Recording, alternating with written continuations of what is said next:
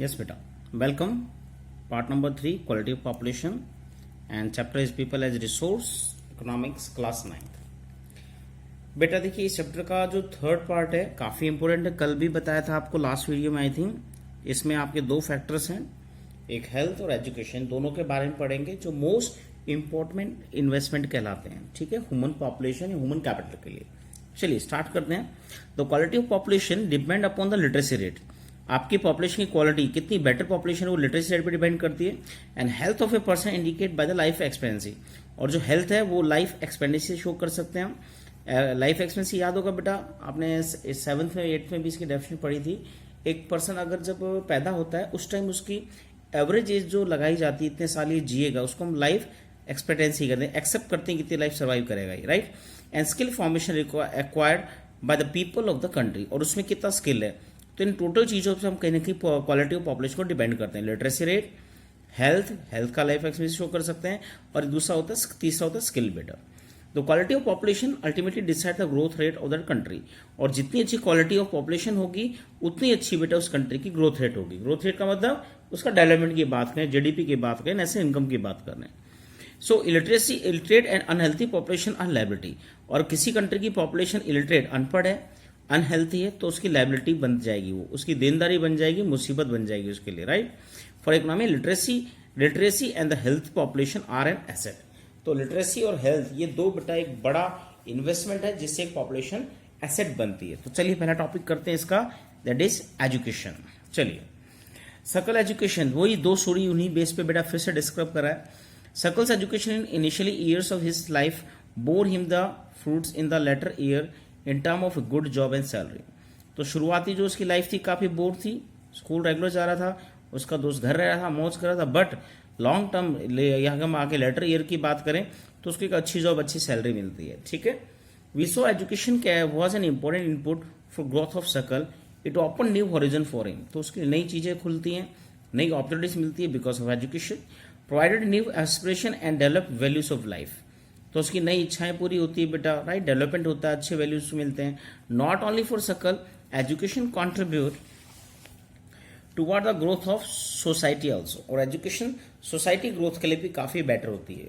ऊपर school children's की photo दी है। ठीक है, तो जिस कंट्री में हम कहते हैं बेटा अधिकतर पॉपुलेशन एजुकेटेड है, लिटरेट है, तो वहाँ सोसाइटी भी बहुत अच्छा ग्रो कर पाती है। ठीक है, इट हैलेंस द नेशनल इनकम, इसका रीजन दिया देखिए, तो ये तो हमारी नेशनल इनकम को बढ़ाती है, कल्चर रिचनेस बढ़ती है, increase in the efficiency of governance करना भी आसान होता है, लोगों को समझाना आसान होता है। There is a provision made for providing universal access, retention and quality of elementary education with a special emphasis on girls, and there is also a establishment of the pace setting school like Navodaya Vidyalaya in each district. तो हम बात करते हैं बेटा इन चीज़ों को, elementary education compulsory, अच्छी quality education हो, गर्ल्स को एजुकेशन मिले, इन चीज़ों पे गवर्नमेंट ने बहुत सी पॉलिसी बनाई है, जिसमें से एक बेटा पॉलिसी स्टार्टिंग बनी थी नवोदय स्कूल। ठीक है, नवोदय विद्यालय, जिसमें बाद में इसे जवाहरलाल उनका नाम जुड़ गया था, जवाहर नवोदय विद्यालय ने कहा गया। ठीक है, vocational streams have been developed to equip large number of high school student with occupation related to the knowledge and skill. The plan outlay on education has increased from 151 crore in the first year plan. अब देखिए starting जो freedom के बाद हम कहते हैं पहला year plan बना था बेटा 1552 में, तो उसके अकॉर्डिंगली 151 करोड़ फर्स्ट प्लान में रखा गया था बेटा, to 3766 crore in 11th plan. और 11th प्लान में आते आते ये 151 करोड़ जो 115 करोड़ था ये बढ़कर 3766 करोड़ हो गया। तो हम डे बाई डे पर हम कहते हैं फ्रीडम के बाद अभी तक हमारा जो इन्वेस्टमेंट एजुकेशन वो बढ़ता गया। पॉपुलेशन तो बढ़ रही है, फिर भी इन्वेस्टमेंट ने काफ़ी बढ़ाया है। The expenditure on education as a percentage, अगर इसको परसेंटेज में देखें हम तो जीडीपी रोज फ्रॉम 0.64 से बढ़कर बेटा 1552 में 3% हो गया जीडीपी का।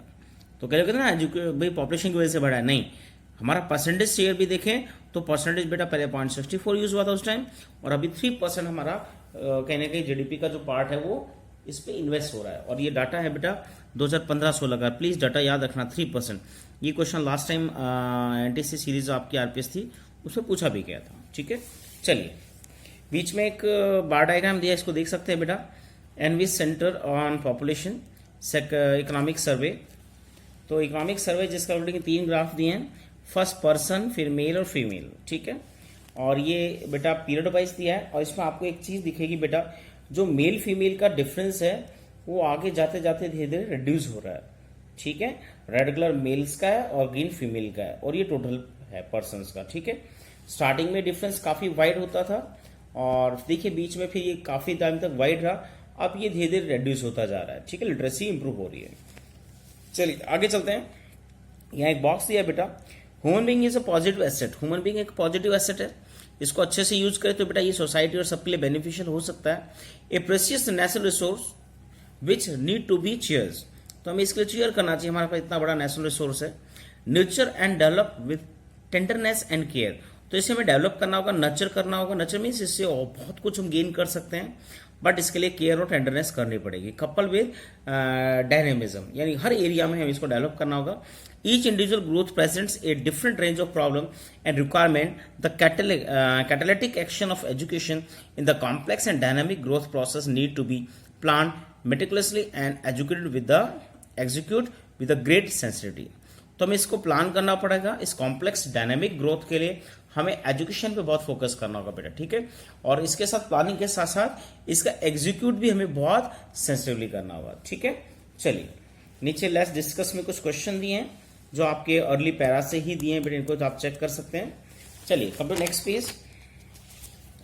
फिर यहाँ एक एक्टिविटी दी है, count the number of boys girls studying the school के रिगार्डिंग है। चल तो इसको छोड़िए बेटा, आगे चलते हैं।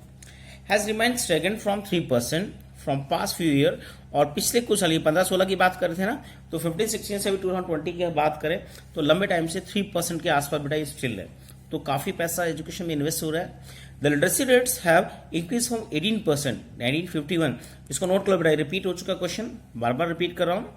तो बेटा 1951 सेंसस का अकॉर्डिंग 18% थी लिटरेसी, और अभी 10-11 जो लास्ट सेशन था, अभी इस सेशन की रिपोर्ट आ जाएगी बेटा 21 तक, तो 51 के बाद जो लास्ट सेशन है 10-11 उसमें बेटा ये 74 होगी। तो देखो आपको नंबर दिख रहा है, लिटरेसी में बहुत बड़ा इंप्रूवमेंट हुआ because of investment. Literacy is not only right, it is also needed if the citizen are perform their duties and enjoy their right properly.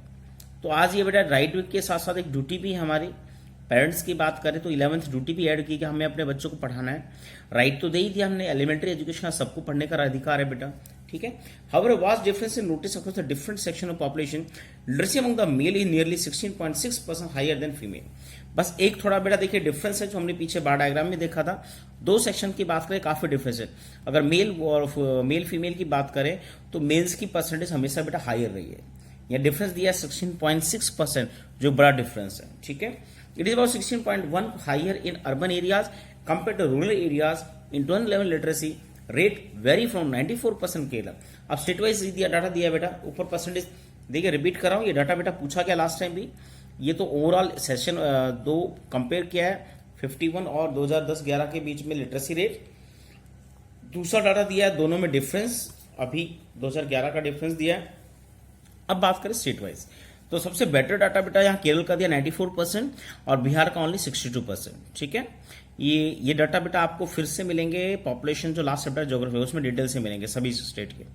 तो टॉपर और बॉटम दिया है, the primary school system has expand to over 7.68 lakh in 2004-5।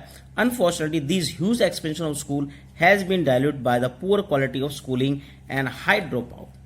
अब देखिए बड़ी scale पे हम लोगों को बेटा देखिए स्कूल में ला तो रहे हैं, 7.68 लाख बड़ा अच्छा नंबर है बेटा स्कूल सिस्टम में, प्राइमरी स्कूल सिस्टम में एस्टैब्लिश किए, एक्सपेंड किए, बट फिर भी हम बात करते हैं दो इसके ड्रॉबैक्स हैं। नंबर 1 हम बात करते हैं बेटा तो वो दिया है, एक तो है पुअर क्वालिटी, अच्छी एजुकेशन अभी बेटा इन स्कूल में गवर्नमेंट स्कूल में नहीं दी जा रही, कई जगह ऐसा है। और दूसरा ड्रॉप आउट, बच्चे एडमिशन लेते हैं पर स्कूलिंग नहीं लेते हैं, वो ड्रॉप आउट यानी स्कूल छोड़ के चले जाते हैं बीच में। इसके बाद आता है बेटा सर्व शिक्षा अभियान, ये भी गवर्नमेंट का एक बड़ा पॉलिसी थी बेटा, इसका डाटा मैंने लेफ्ट साइड में लिखा है, आपको दिख रहा होगा। 86 अमेंडमेंट एजुकेशन टू राइट के साथ सर्व शिक्षा अभियान स्टार्ट किया गया बेटा। 6 to 14 ईयर्स के लिए ये कंपलसरी कि उनको एजुकेशन लेनी होगी, उनका राइट अधिकार है। ठीक है, और 2001-2 की बात करें अटल बिहारी वाजपेयी गवर्नमेंट ने अमेंडमेंट लाया था, उसके बाद से सर्व शिक्षा अभियान चल रहा है। आपने पेंसिल पे 2 बच्चे बैठे देखेंगे, वो इसी का एक बार से लोगो है। ठीक है, तो सर्व शिक्षा अभियान इसको नोट करना बेटा इसके data. It is a significant step toward the providing elementary education to children in the age group 6 to 14 year by 2010। It is a time bounded initiative of central government in partnership with state. तो बेटा 2010 के आसपास ये it is a town foundation initiative for the central government. ये town foundation था central government के लिए। In partnership with the state, the local government and the community achieve the goal universalisation और elementary education along with it bridge course and back to school camp have been initiated to the increase the environment elementary education. तो बेटा 2010 तक ये plan किया था कि maximum बच्चों को हम 100% बच्चों को हम स्कूल्स में ले आएंगे एलिमेंट्री एजुकेशन के अकॉर्डिंग, सर्व शिक्षा अभियान के अकॉर्डिंग। ठीक है, चलिए इसके लिए एक और चीज स्टार्ट की बेटा, that is mid day meal. इसको नोट करें आप प्लीज। 1995 में बेटा स्टार्ट हुई स्कीम, और ये कई बार ओपन एंड जो इंग्लिश में भी पैरा लिखने के लिए आता है। चलिए, mid day meal scheme was has been implemented to encourage attendance the retention of children. तो हमने पीछे ड्रॉबैक पढ़ा था बेटा कि बच्चे ड्रॉप आउट हो जाते हैं, छोड़ जाते हैं स्कूल, राइट। तो उसको रोकने के लिए यहाँ मिड डे मील स्टार्ट की गई। और मिड डे मील कुछ नहीं है बेटा, ये बच्चे स्कूल में बैठे और बच्चे स्कूल में रहें, रिटेंशन यानी लंबे टाइम बच्चे स्कूल में रहें, खाने के लिए रहेंगे तो पढ़ भी लेंगे। क्योंकि बहुत से बच्चों की प्रॉब्लम है, वो रूरल फैमिली से हैं, गरीब फैमिली से रिलेटेड है, तो कई बार वो दोपहर को खाने के लिए घर जाते हैं तो वापस नहीं आते हैं, राइट। और कई बच्चे लेबर वगैरह में चले जाते हैं तो भी वो स्कूल छोड़ देते हैं। तो इन चीजों को सॉर्ट आउट करने के लिए गरीब एरिया में, पुअर एरियाज में मिड डे मील कंसेप्ट लाया गया 1995। इसको नोट कर लेना। This policies could be to literate population of India. ठीक है, तो कुड एड टू, तो इसने भी काफी बढ़ावा दिया बेटा रूरल एरियाज में, खास तौर पे इससे जो बच्चों का एनरोलमेंट है वो काफी इंक्रीज हुआ। ठीक है, आगे चलते हैं। द 12th प्लान की बात कर रहे हैं, 2012-17 लास्ट प्लान था बेटा। Endeavour to raise the country gross enrolment ratio, GER।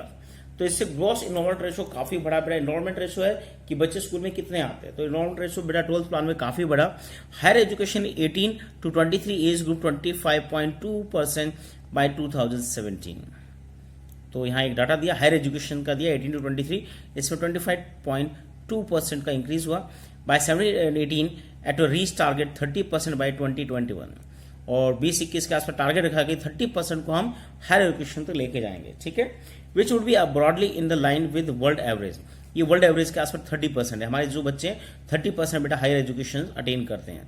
ठीक है, the strategy focus on the increasing access, quality, adoption of state specific curriculum modification, vocational station and networking or the use information technology IT. The plan also focus on distance education, convergence of formal and non-formal distance and IT education institution. Over the past 50 years, there has been a significant growth in number of the university and institute of the higher learning in specialized area. तो यहाँ government कुछ और work आ रहे हैं बेटा, कैसे education को आम लोगों तक ले जाया जाए। तो इसमें 2-3 तरीके इन्होंने दिए है। पहला था बेटा कि स्ट्रेटेजी जो बनाई है गवर्नमेंट ने, उसमें क्वालिटी अच्छी रखने की कोशिश की है, हर बच्चा एक्सेस कर पाए। स्टेट स्पेसिफिक करिकुलम बनाए बच्चों के लिए, वोकेशनल स्टेशन बनाया जाए, नेटवर्किंग या IT की हेल्प से बच्चों को पढ़ाया जाए। जैसे इग्नू यूनिवर्सिटी, उसके भी लेक्चर बेटा ऑनलाइन अवेलेबल हैं। ठीक है, अभी आप लोग ऑनलाइन पढ़ रहे हैं, राइट। ऐसे ही डिस्टेंस एजुकेशन है, बच्चा स्कूल ना जाए, ओनली अपना एडमिशन ले ले और घर पे पढ़कर भी बेटा वो कहने की एजुकेशन ले सकता है। तो convert to formal and non formal, formal education schools में लेते हैं, नॉन फॉर्मल बेसिस पे भी डिस्टेंस लर्निंग या IT एजुकेशन की हेल्प से भी बेटा ये चीजें पॉसिबल है। और 50 ईयर्स की बात करें तो हमारी गवर्नमेंट ने बेटा बहुत सी यूनिवर्सिटी इंस्टीट्यूट खोले and high learning special area. Let us read the table, see the increase number of college, university and environment of student recruitment teachers since 1915 to 1415। तो 51 से 14-15 के बीच का एक टेबल दिया है, आप देख सकते हैं नीचे बुक में दिया है। 51 का दिया है बेटा और 14-15 तक। नंबर ऑफ कॉलेज 750 से लेके 40,760 हो गए हैं। नंबर ऑफ यूनिवर्सिटी 30 से लेके 711 यूनिवर्सिटी होगी, काफी ज्यादा है। स्टूडेंट 2,63,000 थे और अभी ये 265,85,437 है। टीचर्स 24,000 थे बेटा 51 में और बढ़कर 12,61,000 हो गए। तो ये नंबर काफी बढ़ गया। और अभी हम बात करते हैं इनकी बेटा और रिक्वायरमेंट भी है। चलिए, यहाँ बेटा आपका टॉपिक और होता है। नेक्स्ट टॉपिक आपका हेल्थ है, इसको करेंगे और इसके एजुकेशन के रिगार्डिंग कुछ एक्स्ट्रा बेटा क्वेश्चंस उनको नोट कर लीजिए प्लीज, जो नोट कर रखे मैंने आपके लिए। पहला आर्मी स्कूल है, जैसे नवोदय स्कूल पर आया था अभी। आर्मी स्कूल 1981 में स्टैब्लिश हुआ बेटा। ये आर्मी के जो पेरेंट्स हैं बेटा, जो आर्मी में है, उनके लिए स्पेसिफिक स्कूल है, उनके बच्चों के लिए। ठीक है, और इसमें आर्मी रिक्रूटमेंट काफी ईजी हो जाती है। ठीक है, इसके बाद KVS है, ये भी केंद्रीय विद्यालय है, ये भी सेंट्रल एम्प्लॉयज़ के लिए अलग से खोले गए। पूरे इंडिया में सबसे ज़्यादा इसकी ब्रांचेस हैं बेटा, गवर्नमेंट के अंडर है, सेंट्रल गवर्नमेंट के अंडर। 15 दिसंबर 1963। NCERT है जो आपकी बुक पब्लिश करती है, वो 1961 में CBSE के अकॉर्डिंग। ठीक है, और चलते हैं। जवाहरलाल नेहरू विद्यालय हमने पीछे पढ़ा था बेटा, तो इसको नवोदय विद्यालय बोलते हैं, जवाहरलाल नेहरू के नाम से जवाहरलाल नवोदय विद्यालय भी बोलते हैं, JNV।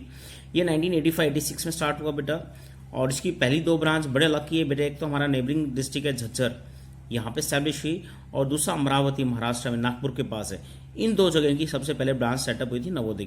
आज ये लगभग 2-3 डिस्ट्रिक्ट, हर स्टेट में 2-3 डिस्ट्रिक्ट के बीच में आपको एक मिल जाएगा। ठीक है, नवोदय विद्यालय समिति न्यू दिल्ली इसका टेक ओवर करती चलाती है। ठीक है, और इसका थोड़ा एक्स्ट्रा भी लिख सकते हैं आप। 15-16 की बात करें, 676 डिस्ट्रिक्ट्स में बेटा ये ओपन है, और अभी और अप्रूव्ड है, लगभग ये 598 के आसपास हो जाएंगे।